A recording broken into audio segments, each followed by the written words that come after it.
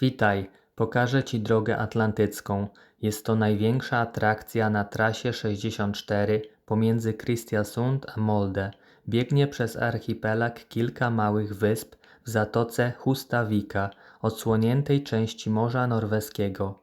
Łączy wyspę Averøy z lądem, a miejscowością Karwak.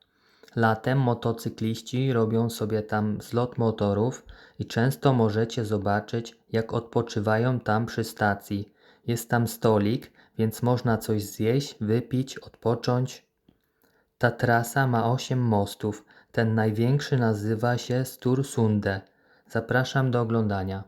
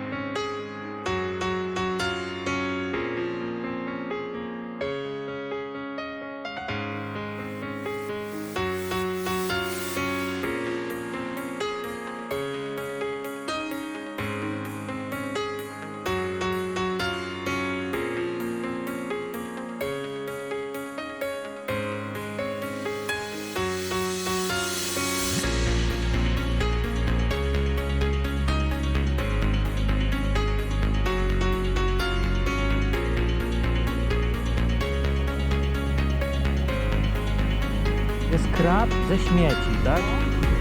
Zobaczcie, ile śmieci znalezionych i zrobili kraba. No, super pomysł. Te śmieci